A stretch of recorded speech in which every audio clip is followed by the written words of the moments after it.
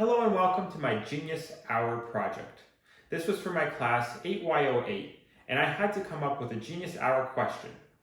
So my Genius Hour question was, how can drones be used as educational tools to educate others about the world around them? So many people do make videos using drones, and I have seen them in the past, but I was thinking, can drones be used to make educational videos for the classroom? Specifically for the classroom and not just for entertainment purposes. So I received my drone about a year ago, and I haven't really used it too much, but I wanted to go through the correct process of using this drone to see if an educator like myself, a future educator, could possibly use this drone to enhance the learning in their classroom. So the process was, I had to get a license to fly this drone. So if you're in the United States or Canada, you have to register this drone through the government. So this was through Transport Canada. So I have a registration for my actual drone, and I also had to get a pilot certificate. So this was a license that I had to get online. It's like a driver's license, but all you have to do is take a simple test, and I just have the basic operations license. So there's two other licenses. There's advanced operations and flight reviewer rating. So I didn't need those for what I was doing because I'm not flying my drone around any other people. So on my journey, I found many useful things about drones. Drones can be flown in places where you can't use a traditional video camera if you're trying to record a video to educate others about that area. So if you wanted to get a green roof on a green space, that is possible. So where I decided to fly my drone for this project, I was developing an educational video about Green Venture in Hamilton. This was a place that I worked at in the summer, and it's a green educational place where it educates young students about how they could become more environmentally friendly. So my goal was to try and make a video capturing the landscape of Green Venture that is very hard to do. It's around 2.3 acres. And I wanted to get a visual from the sky to go along with some speaking parts that I would create and voice over on Final Cut Pro.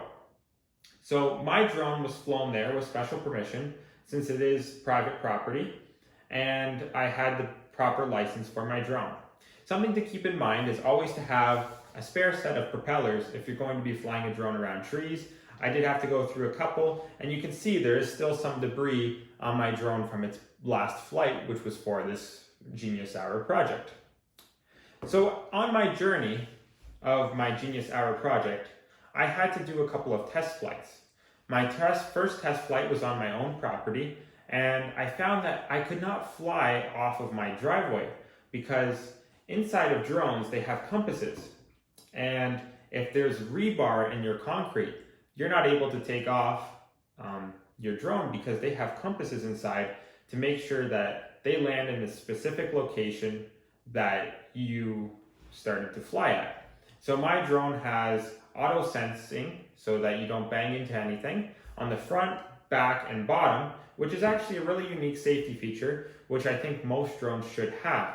This is a more top-end drone, and there's a couple of drones that do not have this feature. My drone shoots footage in 4K, and it's really nice, and you can get a very crisp video.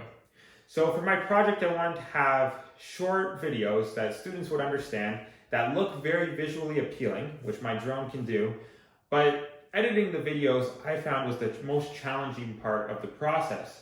So I was using Final Cut Pro.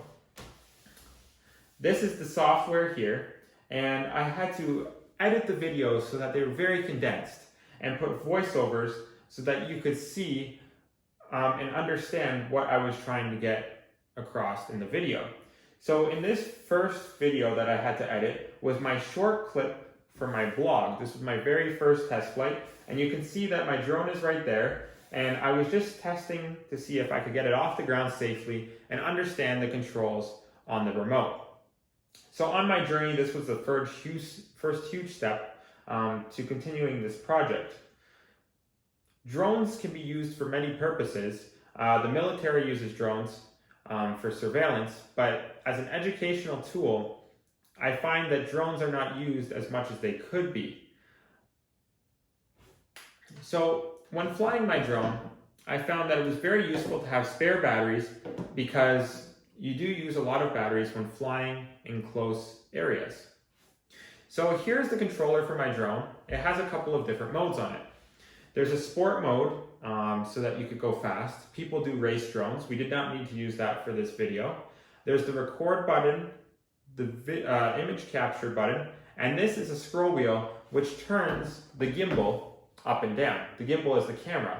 This gimbal has auto image stabilization, so if it's windy, the gimbal will try to stay level so that you get nice footage.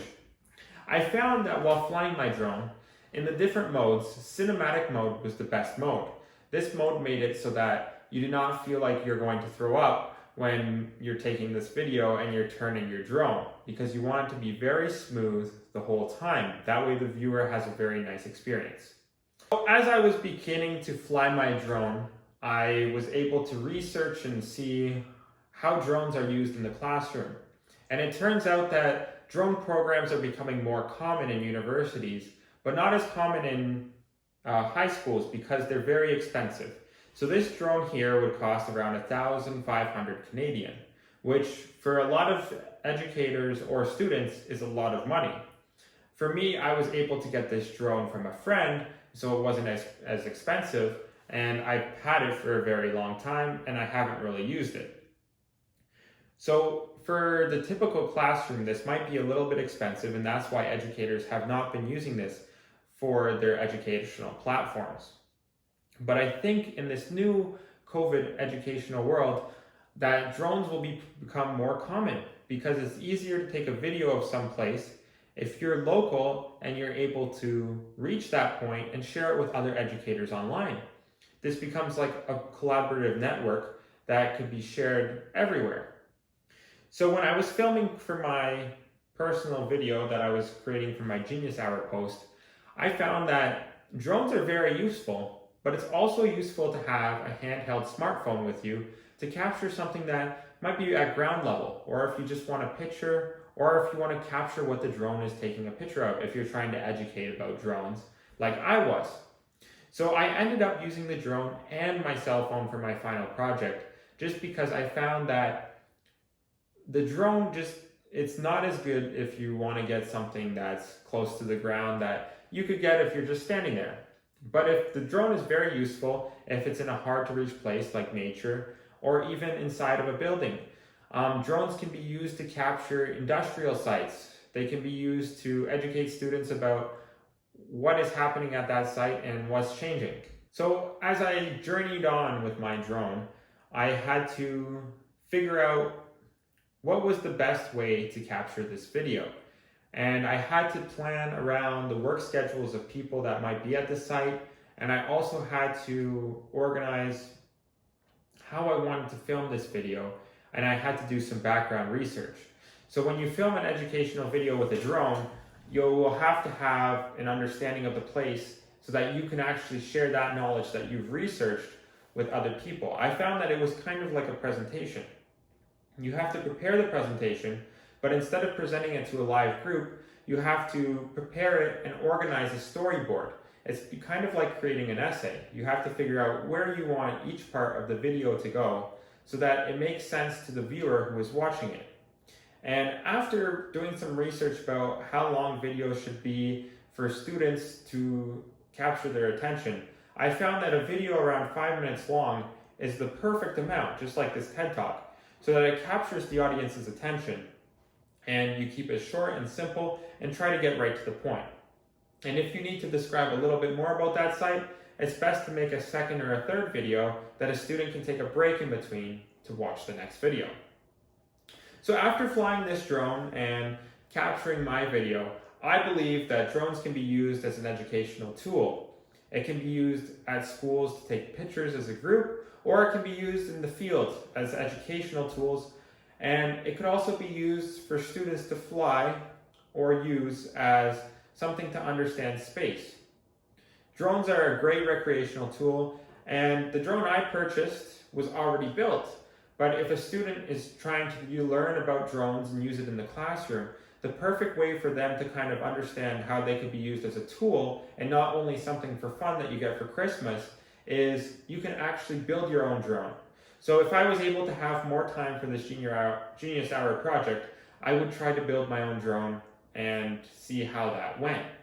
Unfortunately, due to time constraints, I wasn't able to do this, but I believe that if students were able to build their own drone, it would reduce the cost and make it easier for educators to use drones in the classroom. Thank you for watching. I hope this was very informative and helpful, and I hope that drones can be used in your class if you're a future educator, or you can use it as a recreational tool to help yourself or help educate others in the world around you. Thank you for watching.